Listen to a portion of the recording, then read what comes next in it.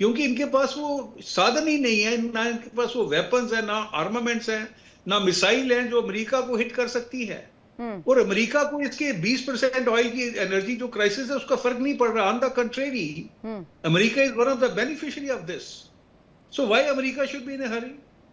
हम्म। और जितना ये लंबा खिंचेगा, इसके नुकसान जो है वो ईरान को होगा। मैं बड़ी बार आपसे बात कर चुका हूं हम्म। कि एक कंट्री की हालत इमेजिन कीजिए, 9.5 करोड़ लोग रहते हैं वहां।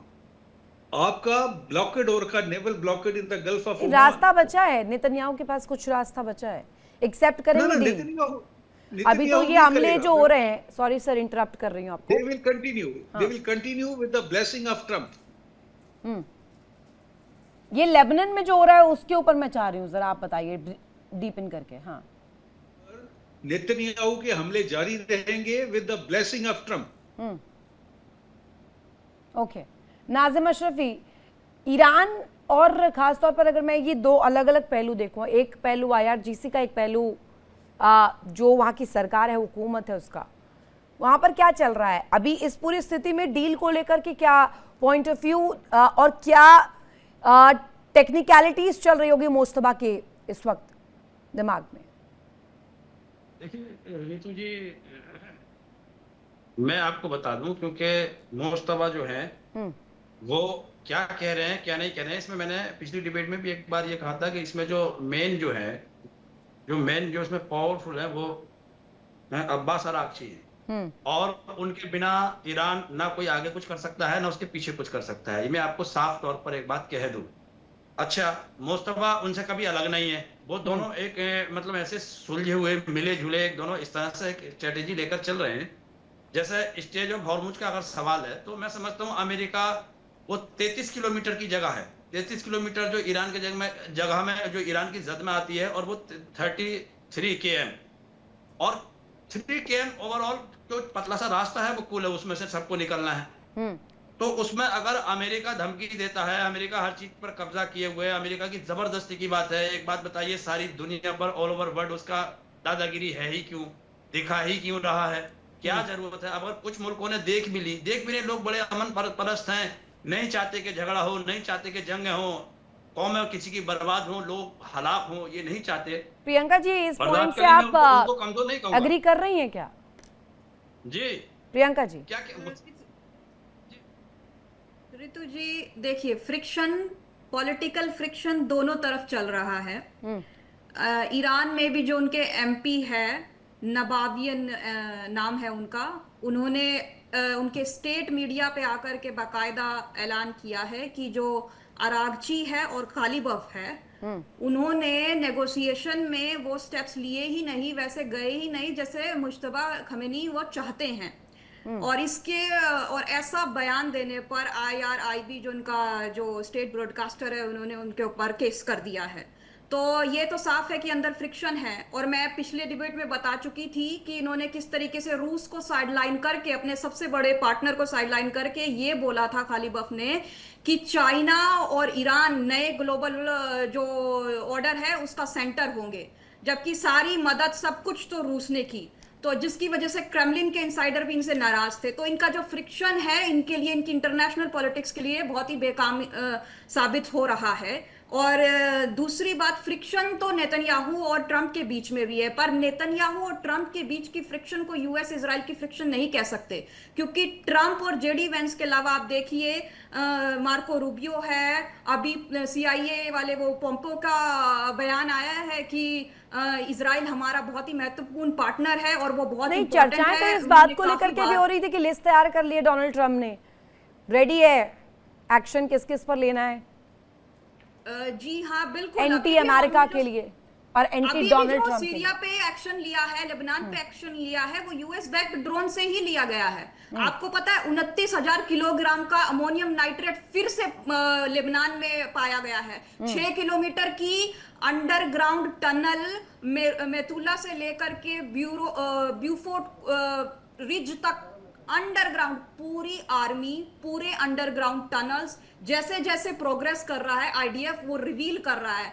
एक तरीके से क्या क्या वजह हो सकती है जब लेबनान के पास अपनी खुद की आर्मी है, आपने एक सेपरेट आर्मी, उस तरीके के अंडरग्राउंड टनल्स, 29,000 किलोग्राम का अमोनियम नाइट्रेट 2020 में हमने डिस्ट्रॉय किया था, फिर आपने दोबारा वो 2026 में दोबारा बना वहां पे मिला है। क्या करेंगे आप? मतलब क्यों ये पैरेलल आर्मी आपने किस लिए जब उनकी खुद की आर्मी है तो किस क्या क्या मंसूबा क्या है ये पैरेलल आर्मी बनाने का?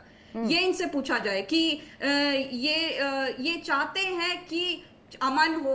अमन कैसा हो? वो यजीदीज की तरह, ड्रूज की तरह, बुद्धिस्ट की तरह मर जाएं, वो वाला अमन आपको चाहिए?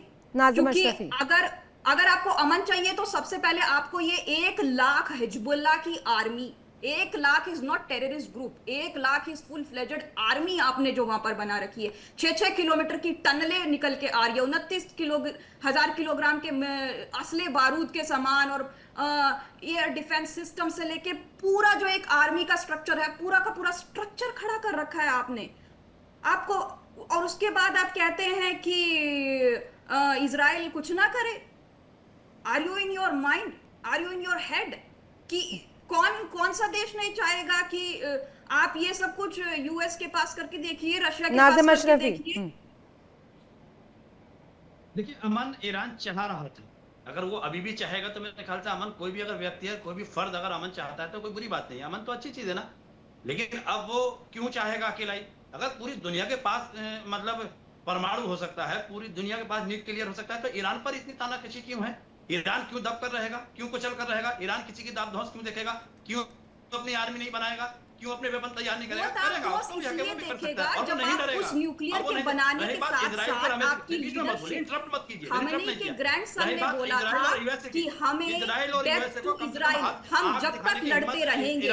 दुनिया का एक ना तो सिर्फ ईरान, उन्होंने पूरे दुनिया के मुसलमानों का ठेका लेते हुए कहा था कि जब तक यहूदी जीवित है तब तक हम उनके खिलाफ लड़ते रहेंगे।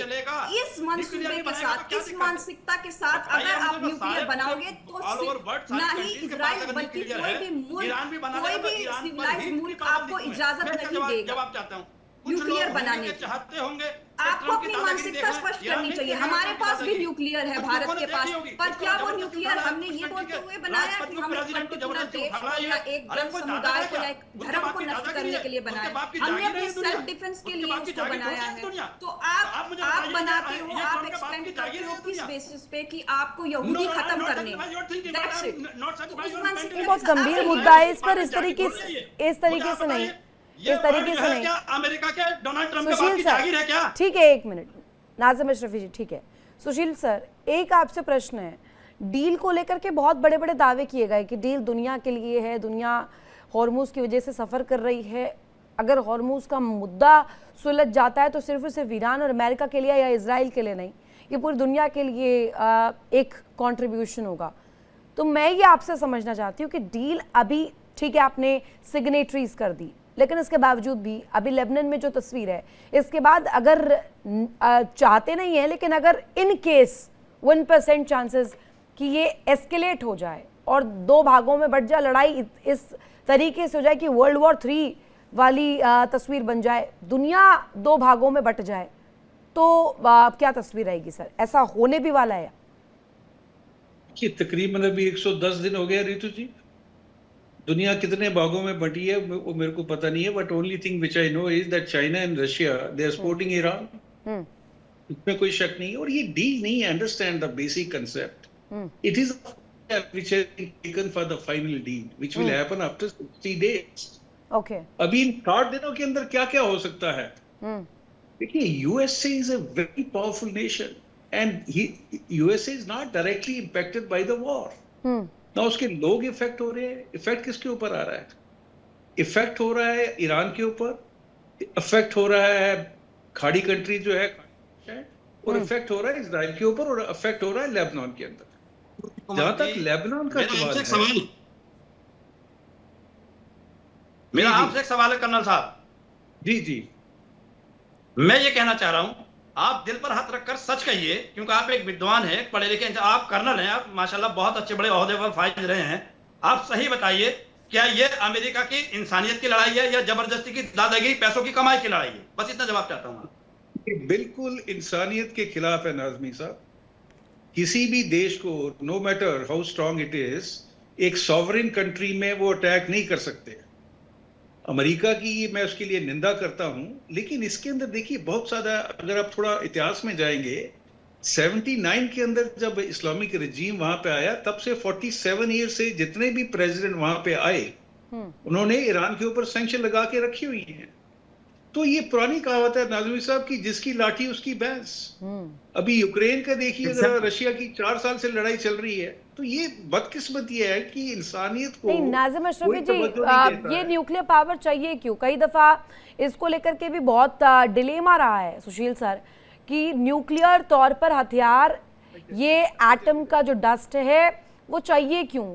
कई बार कहा जाता है कि वहां पर जरूरी संसाधनों के लिए इस्तेमाल किया जाना न्यूक्लियर पावर को, लेकिन इस पर भी बहुत बड़ा प्रश्न रहता है सुशील सर। मैं बताता हूँ क्या होता है कि ईरान जो है, that is the most powerful nation in the West Asia. 9.5 crore उनकी पॉपुलेशन है। Geographically they are like a fortress, और ये युद्ध के लिए आदी हैं। जब ईरान इराक वॉर चला था, वो 8-8.5 साल चला था। So it's very difficult for a foreign power to conquer the England with a physical invasion.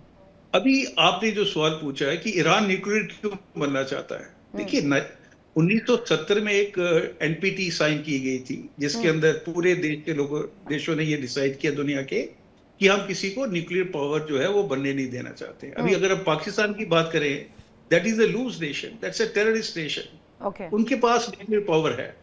कल को अगर वो गलत हाथों में पड़ जाते हैं, और इस समय अगर हम टेक्नोलॉजी की बात करें, कल को 6-7 कंट्री तो they can also attain nuclear power. और चाइना और रशिया ने बड़ा क्लियर कर दिया है कि Iran should not indulge in that pursuit. अभी ईरान उस परसूट में क्यों हुआ? वो चाहते थे कि किसी ना किसी तरीके से जो खलीफा का पद खाली पड़ा हुआ, जो टर्की भी बनना चाहता है, जो पाकिस्तान भी बनना चाहता है, जो ईरान भी बनना चाहता है, उसके लिए उन्होंने एक स्ट्रेटेजी बनाई। और उनको जो सबसे बड़ा डर है कि वो अगर उनके ऊपर इजराइल न्यूक्लियर स्ट्राइक कर देता है, इसका इनके पास कोई जवाब नहीं है। इन्होंने एक स्ट्रेटेजी बनाई कि let's create the proxies. Hamas बनाया गया, हिजबुल्लाह बनाया गया, हुतीज बनाए गए। सीरिया और इराक के अंदर भी इन्होंने अपनी प्रॉक्सी बनाना शुरू कर दी। उसके बाद जब ये इन्होंने अपना, देखिए आपको जो मैक्सिमम जो चाहिए पीसफुल पर्पस के लिए, उसकी जो एनरिचमेंट है, that is only it's less than 10 degree. अभी आप ये बताइए कि अगर आप न्यूक्लियर यूज नहीं करना चाहते हैं, तो आपने 440 केजी का एनरिच यूरेनियम वो 60 डिग्री तक क्यों लेके गए उसको? और 30 डिग्री और पहुंच जाते हैं, so they will be capable of making a nuclear bomb. और अगर ये न्यूक्लियर बॉम्ब, यही तो सवाल है। अभी 60% तक एनरिच कर लिया है, 90% के बाद आप देख रहे हैं तस्वीर, आपने बताया भी कैसी रहेगी। दामोदर जी, मीडियन लाइन को लेकर आपसे प्रश्न है मेरा। जो टेक्निकली इस वक्त एक क्वेश्चन अराइज हो रहा है, वो क्वेश्चन ये कि जिस हिसाब से हक अपना ईरान दिखा रहा है होर्मुज पर, वो हक तो यूएई का भी है, इक्वली ओमान का भी है। तो सिर्फ और सिर्फ दादा बने या उस ताले की चाबी ईरान के पास ही क्यों हो?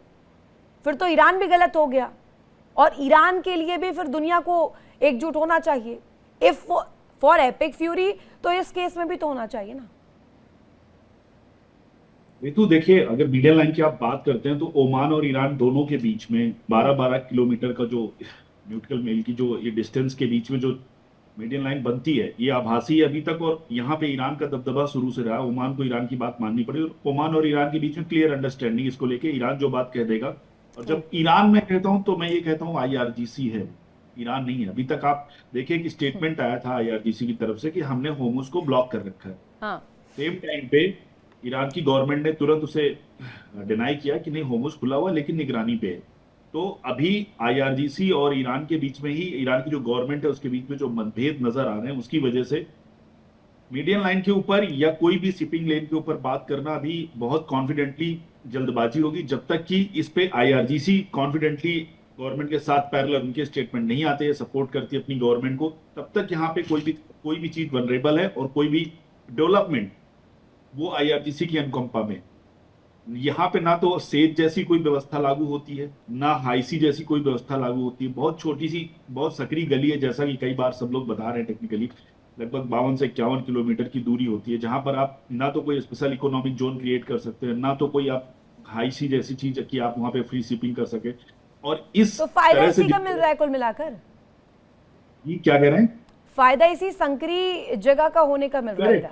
अभी तक वहां पे माइंस को लेके कुछ ईरान को खुद नहीं पता कि माइंस कहाँ लगी, वो सिर्फ आईआरजीसी के पास। आईआरजीसी जल्दी से बताएगी नहीं जब तक वो ब्लैकमेल नहीं कर लेती सारे शिप्स को, और टोल टैक्स जो उन्होंने बनाया अपना ये संगठन, इसके बहाने वसूल नहीं लेते।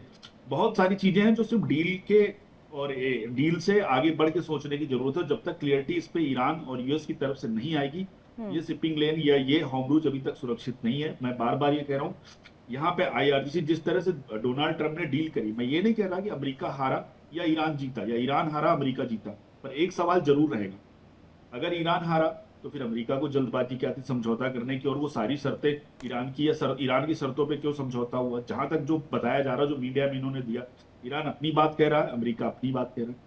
आपने अमेरिका, अगर आप ईरान की शर्तें मान रहे हैं तो फिर हारा जीता कौन? ये फैसला बहुत उहापोह की स्थिति में। और सर अभी जो एक मेरे बात कह रहे थे अमेरिका अफेक्ट नहीं हुआ, मैं यहाँ पे एक छोटा सा पॉइंट ऐड करना चाहता हूँ। अमेरिका का नुकसान नहीं हुआ, पर कैसे कह सकते हैं कि मिडिल ईस्ट में उसके सारे बेसिस को तबाही झेलनी पड़ी। क्या आप इस बात से इनकार करेंगे कि अमेरिका के जितने बेसिस थे मिडिल ईस्ट में, उन सारे बेसिस को ईरान ने टारगेट किया, और इसके बाद लगभग आपके 50,000 के आसपास जो सोल्जर्स थे वो सब यहाँ से चले गए। प्रियंका जी, एक प्रश्न आपसे। इसके अलावा 55 के आसपास आपके प्रियंका जी, इसी पर मैं आपसे जानना चाहूंगी, हिजबुल्लाह को पूरी तरीके से इरेडिकेट करने के लिए या पूरे उसके खात्मे के लिए बेंजामिन नेतन्याहू ने कसम खाई थी, बड़ी बड़ी दावे किए गए, लड़ाई भी वहीं से इनिशिएट हुई, लेकिन अभी ये देखा जा रहा है कि अमेरिका दादा बना, पहले हमला किया, उसके बाद हमला करने के बाद अब डील के लिए भी उतना ही बेताब हो रहा है। जैसा कि भी सुशील सर ने कहा कि इसमें भी टेक्निकल पॉइंट ऑफ व्यू है, इसे डील नहीं कहा जा सकता, इसे 60 दिन की अवधि के बाद ही क्लियर तस्वीर मिलेगी। हालांकि अगर बेंजामिन नेतन्याहू के मंसूबों की बात करें, वो तो सक्सेसफुल नहीं हुए हैं एटलीस्ट। रितु जी, जो यूएस प्लस इजराइल की जो कंबाइंड वॉर है, वो इजराइल की जो वॉर अगेंस्ट उसके जो आसपास जो टेररिज्म ठिकाने हैं, वो दोनों डिफरेंट है। देखिए इंडिया डेली 24/7 अब आपकी स्मार्ट टीवी पर। इंडिया डेली मौजूद है सभी डिजिटल प्लेटफॉर्म पर लाइव और लगातार। इंडिया डेली 24/7 हर दिन राष्ट्र को समर्पित।